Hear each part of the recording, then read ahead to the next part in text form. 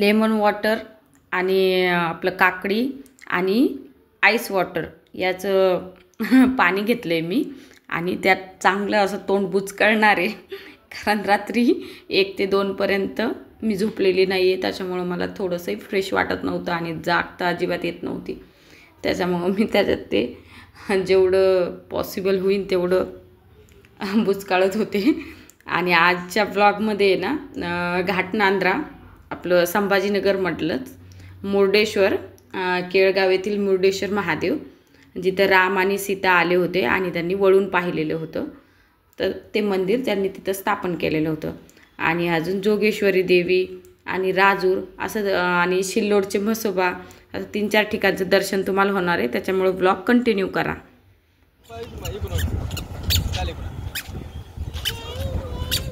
नमस्कार, मी मीरा स्वागत करते तुमचं माझ्या एका नवीन ब्लॉगमध्ये. आणि आज आम्ही आलेले राजूरमध्ये. राजूरचं मंदिर दाखवते तुम्हाला. सगळे समोर गेले वाटतं. चला पटापटा जातो. आमच्या जालना शहरापासून अवघ्या अर्ध्या घंट्याच्या अंतरावर राजूर हे देवस्थान आहे. ज्यांनी कोणी पाहिलेलं नसेल, जालन्यापासून अर्ध्या घंट्याच्या अंतरावर आहे आणि खूप छान बांधकाम आहे. इथं काही जुनं नक्षीकाम देखील आहे, ते देखील मी दाखवण्याचा प्रयत्न केलेला आहे. माझ्याकडे वेळ खूपच कमी होता आणि इथं आरूला डोक्याला पण खूप लागलेलं. आणि आता मी संध्याकाळी व्हॉइस ओव्हर करते तरी पण तिचं टेंगूळ काही गेलेलं नाही. आणि इथं गणपतीचं दर्शन घ्या तुम्ही पण आमच्यासोबतच. गणपती बाप्पा मोरया. हे बघा इथं वीणा वाजवताना, हे बघा बरंचसं असं दगडात म्हणजे कोरीव काम केलेलं आहे. सगळे फटाफट दर्शन घेत होते, त्याच्यामुळं जेवढं पॉसिबल झालं तेवढं माझ्या पद्धतीने मी शूट घेतलं आहे. इथं बघा गणपती आहे, इथं तुतारी वाजवताना नक्षीकाम केलेलं आहे. इथं विष्णूंची मूर्ती आहे.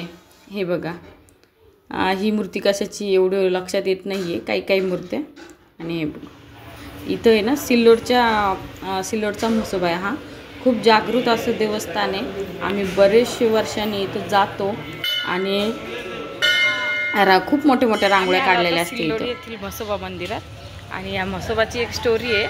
त्यांच्या डोक्यावर जो चांदीचा मुकुट आहे ना, तो चोरांनी काढून नेला होता म्हणजे, पण त्यांना त्यांची दृष्टी गेली होती, मग त्यांनी परत आणून बसवला. दाखवते तुम्हाला परत. मंदिराला खेटूनच असं पिंपळाचं एक झाड आहे आणि इथं नारळ बांधलेले. झालं तुमचं दर्शन? हे बघा हा चांदीचा मुकुट. आणि इथं आम्ही भजे घेतले नाश्त्यासाठी, कारण काही ऑप्शन नव्हतं दुसरं जास्त त्या रस्त्याने. आणि हे कुंड आहे ना, राम सीता आले होते ना ज्यावेळेस आणि त्यांनी वळून पाहिलेलं, म्हणून ह्या महादेवाला मुर्डेश्वर असं नाव प्रचलित झालेलं आहे. तर इथे किती खोल दरी आहे, खूप खोल अशी दरी आहे. सगळे धुकं आहे, त्याच्यामुळं मला नाही वाटत एवढं व्यवस्थित दिसत असं. आणि इकडं सगळी केळीची झाडं आहे. आणि दरवर्षीच्या प्रमाणात इकडं थोडं पाणी कमी आहे, नाही इथून सारखा धबधबा असतो. तेव्हा त्या केळीला केळंसुद्धा आलेली आहे का. संभाजीनगरमध्ये केळगाव नावाचं एक गाव आहे, तिथं हे ठिकाण आहे. तुम्ही जाऊ शकता, म्हणजे बसेस आहे अवेलेबल मला वाटतं संभाजीनगरपासून. आणि हे बघा ही ती मूर्ती आहे.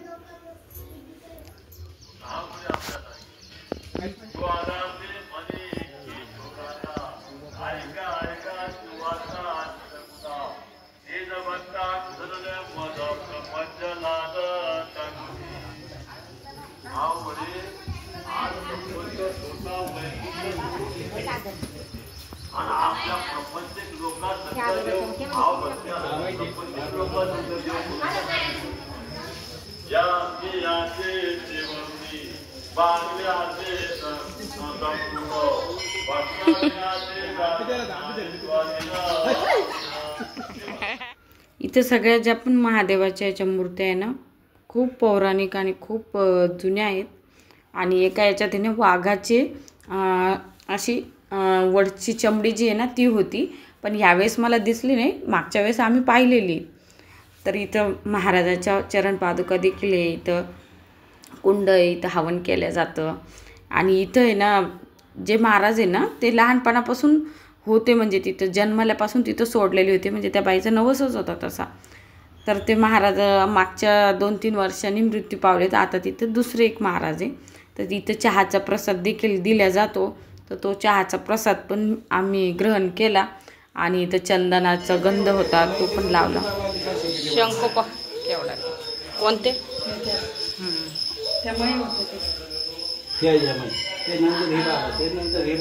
पहिले हे नंतर हे मग ते आता दुसरीच कशी हे तुळशीचे आहे काड्या माळीसाठी.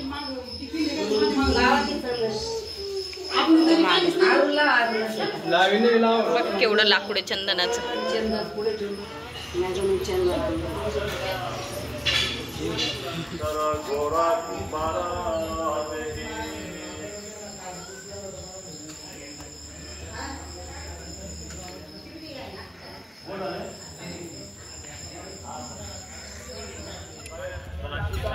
कॅरी बॅग मध्ये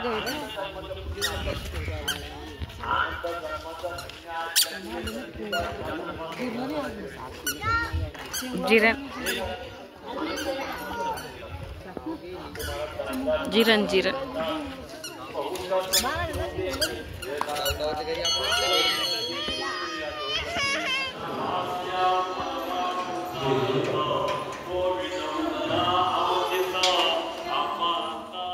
ह्या भागात आहे ना बहुतांश पिकं आहे ना अद्रकीची दिसत होती. बऱ्याचशा वावरात अद्रकीची शेती केलेली होती. परत आपलं हिरव्या मिरचीची शेती सगळीकडं केलेली होती. सरकी पण होती, पण जेवढ्या प्रमाणात मिरची आणि अद्रक होती इथं जोगेश्वरी देवीला घाट नाटरा खाली उतरायला लई मोठा रस्ता आहे. देवीचं मंदिर दाखवते. दरवर्षीच्या प्रमाणात इकडं पावसाळा थोडा कमी असं वाटायला मालावरून. सरकी ते छोटे छोटे आमच्या सरकीपेक्षा. देवीचं मंदिर खाली गेल्यावर दाखवते आता तुम्हाला. वातावरण एकदम छान आहे. सगळे जेवण वगैरे करायला तर मस्त आहे. वानर नाही दिसायला ह्या वेळेस. खूप माकडं राहते इथं. जेवण देत नाही, पोळ्या उचलून घेऊन जाते. एक साल आम्ही जेवण केलं होतं तर. चला खाली देवीचं मंदिर दाखवते मला.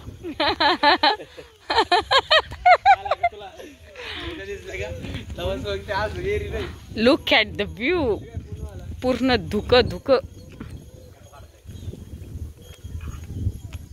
हे आमचा गणू ब्रो दगडावर जाऊन बसला.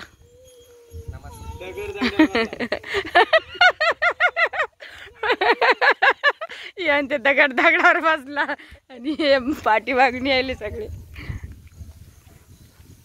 तेव्हा किती खोल दरी आहे. पाणी पाहू शकता. ते बघा पाणी कमी आहे तरी बरं का.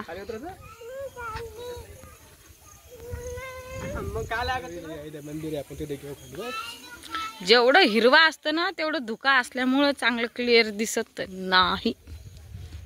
नाही तर बघण्यासारखं तर खूप आहे. खूप हिरवगार एकदम धुकं आहे आमच्या समोर. असं तळे तर बाप. जिकडे भाव तिकडे तळेच तळे दिसते.